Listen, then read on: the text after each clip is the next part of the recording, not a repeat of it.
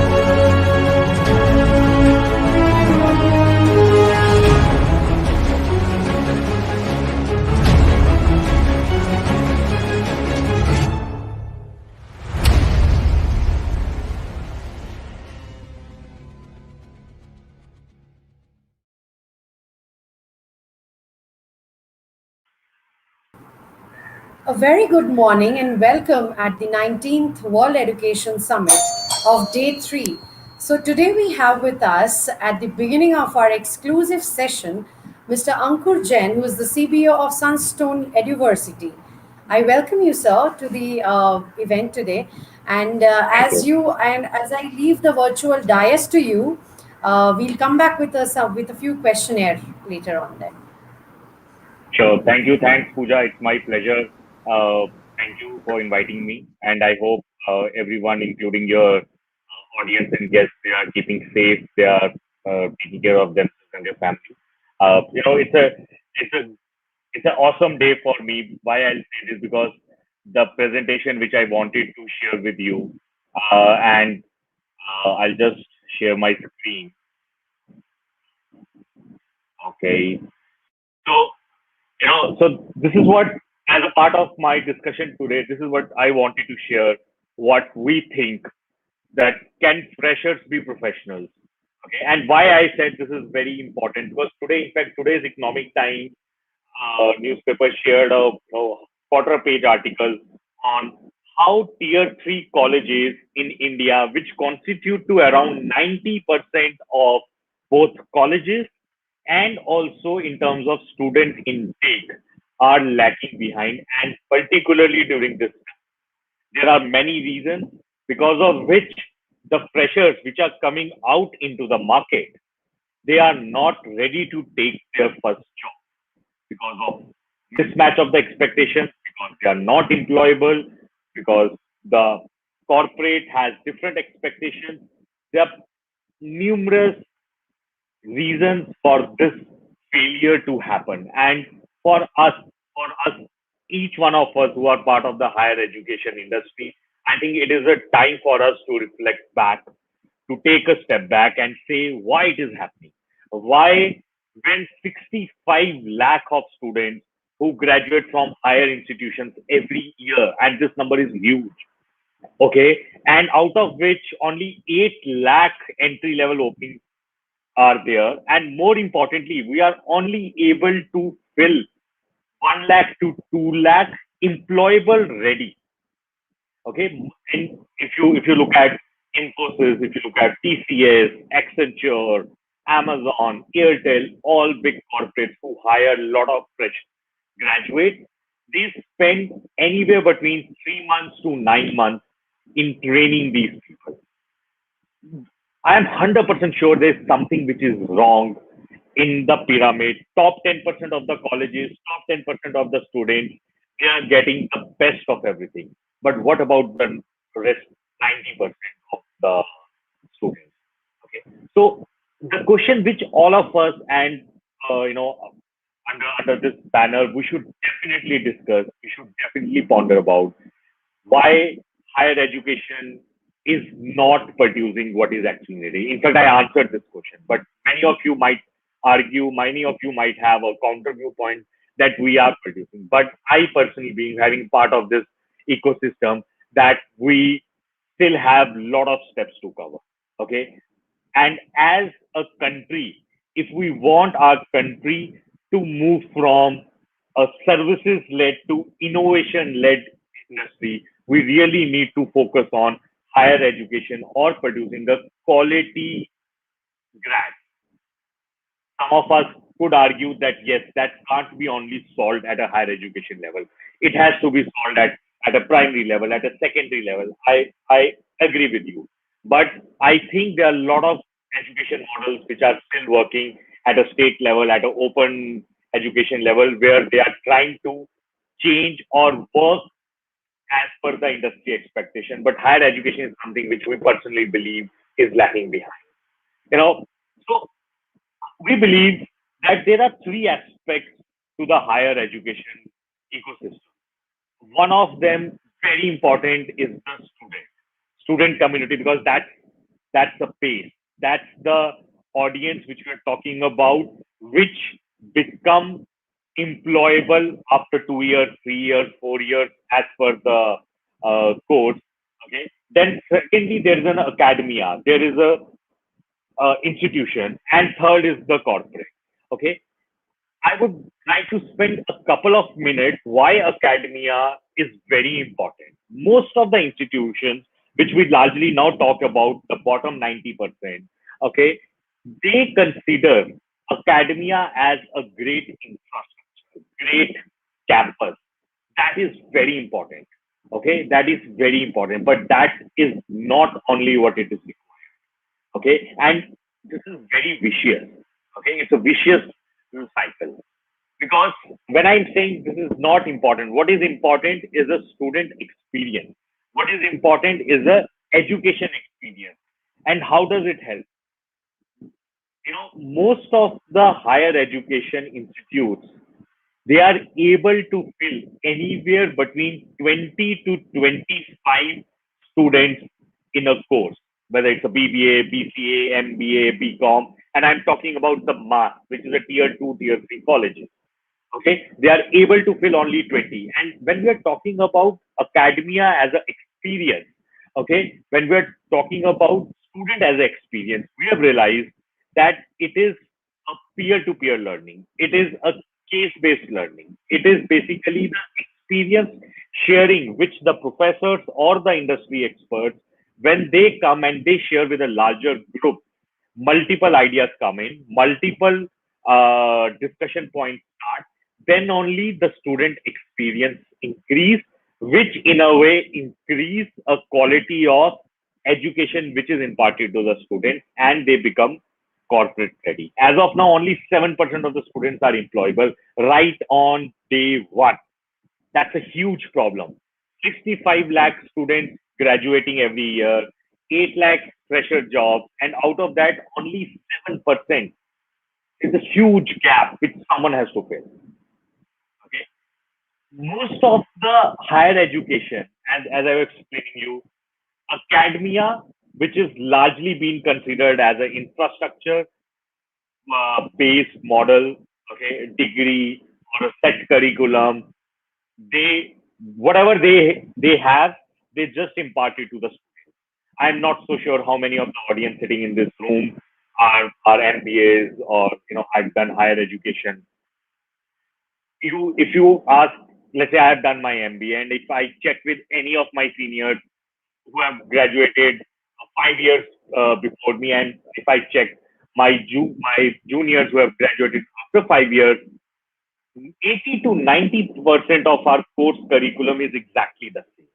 Only 3 to 4 new courses have been inducted into the MBA journey. And when we have moved from 2000, when there was no internet, when there was no Facebook, when there was no Google, to now when everything is artificial intelligence, everything is machine learning, but it's set. So whatever academy has decided, it gives to students, and it then gets translated. So if we are teaching our students, if we are giving them an experience of 1990s and 2000s, so we can't expect our students to be ready for a startup or for a corporate who is building for 2030. That is the main gap. So what needs to be changed at a base level? It is very easy slide, very simple slide, but that takes a lot of energy. That takes a lot of back end work, which at Sunstone we are doing, which is basically academia has to work in tandem with what corporates need. As academicians, we have to go to the corporates and work with them, make those necessary changes every semester, every trimester, because things are changing every quarter for the startups, every half yearly for big corporates. So you are no longer in a position to rework your academic curriculum after 1 year, after 2 years.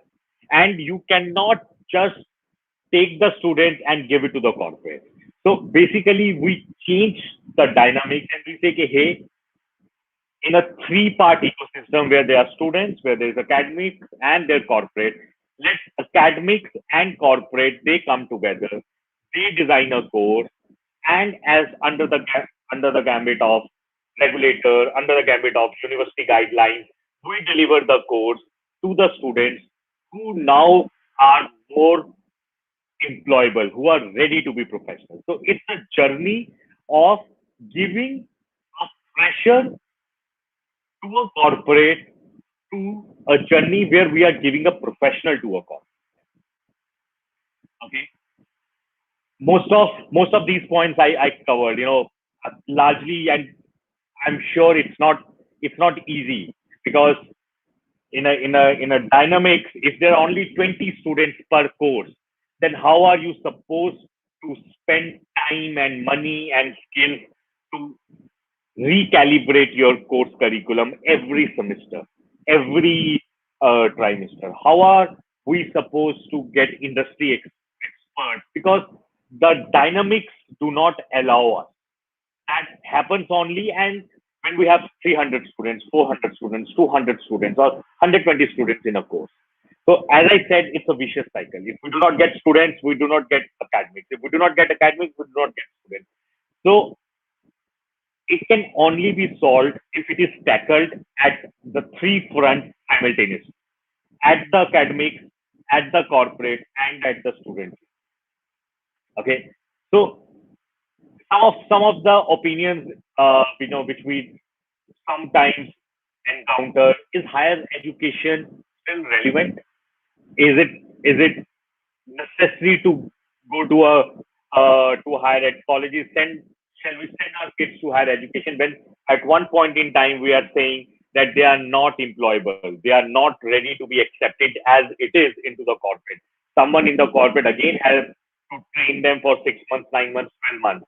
So is higher education currently apt, or can it be apt? I say it has to be apt. It needs to be more apt. And when I say what does it mean is, for us at Sunstone, what we say, if unless we treat education into APT, which is accountable, pragmatic, and tailored, we will not be able to answer this question, which is, can higher education be? If it will never be if we do not take an accountability of our students. We have to take an accountability. Hey, dear student, you come to our college. We will make sure that we train during this 2 year, 3 year journey, and you will be ready for your corporate on the day one. Education is more important than infrastructure. And it's not only the misconception in the mind of my peers, the fraternity, but also in the minds of the students and parents. They say, oh, wow, such a great infrastructure. We are 100% sure that they will be giving us a great education. That does not happen. And, I will request if there are students and parents in the audience, look around us. How many of our friends, how many of our relatives who have gone to a great college, paid the high fees, have they got the great education? How many of us have done our primary schooling from great names or a small school?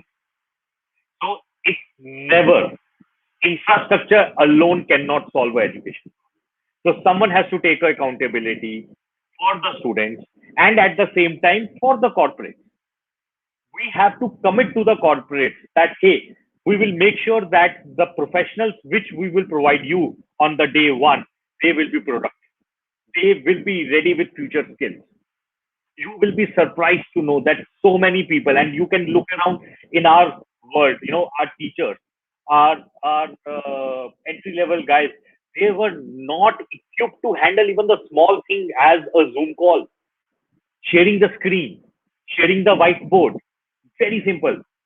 And let's not ignore these basic things because we have never spent time and money to make our workforce ready for the future. And this unfortunate period of COVID has taught us that we cannot look backward. We have to look forward. What is going to happen in 2020? What is going to happen in 2040? Can we make sure that the students who graduate from our colleges in 2022, they are still ready to be employable in 2030? We have to impart them not only the hardcore skills, but also soft skills. Very important. Most of the colleges, they say, hey, I can't teach my students how to speak in English or how to learn basic coding or how to tell them to make a great presentation in 20 days, 30 days, one course, two courses. You have to start. And that is what in-app accountable is right at the top. If as a higher education institute, I take an accountability of my student and I take an accountability of a corporate, then I work backwards. I'm 100% sure then higher education will become more apt both for the students and the corporate. Pragmatic, I spent some time on this, that it has to be agile, it has to be industry-oriented curriculum. Okay, we have to, let's say, take the case of MBA, we have to teach them about basics of human resources. We have to teach them the basics of operations.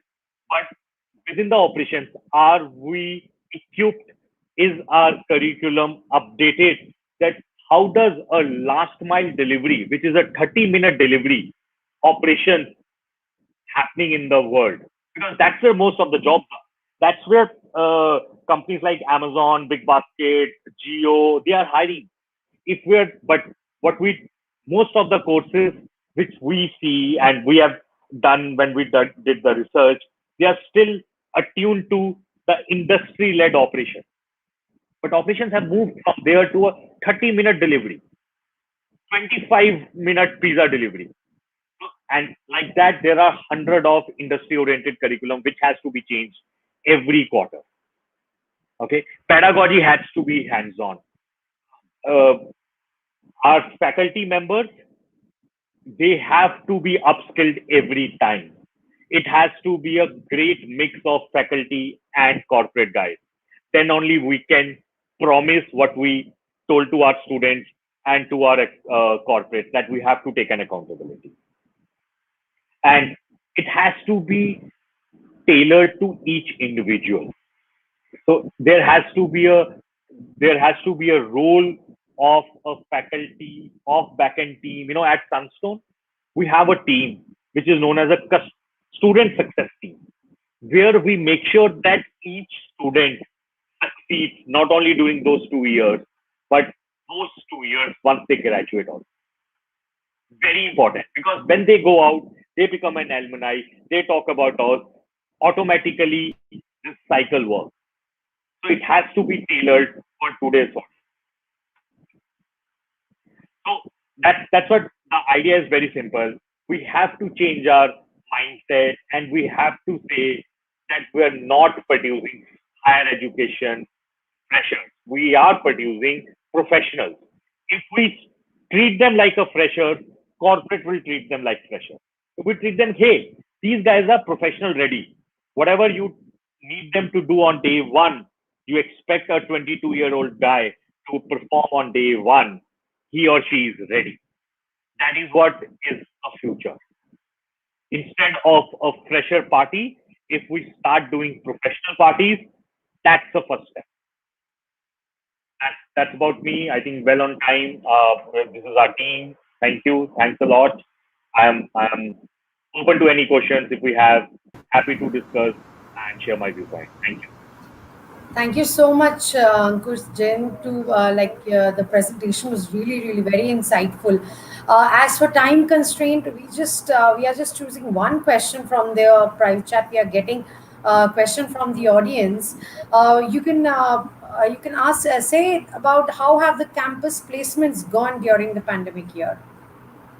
Yeah, so it's a important question. It's a very well question, and that's why I said I quoted that Economic Times number which talked about placement overall. And if you look at today's number, they say that obviously top 5% colleges placement seasons during the pandemic have been okay, if not okay, better in some colleges.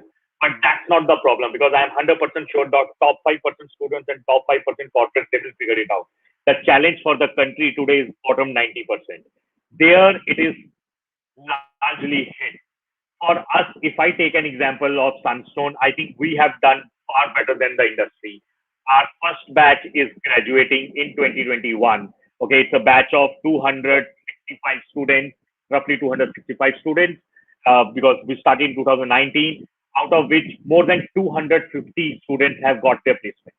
And we have to keep a note of one fact, that 1 year of this batch was in COVID. Okay, still we have been able to place more than 90% of the batch. 2020 batch, which unfortunately all of the market says COVID batch. Okay, we have been able to provide more than 600 summer internships. Okay, so fortunately for us, it has gone very good, because as I told you, we have taken an accountability of a student and we have promised it to a corporate. But overall, for the market, I think it's bad. So that's my answer, Pooja.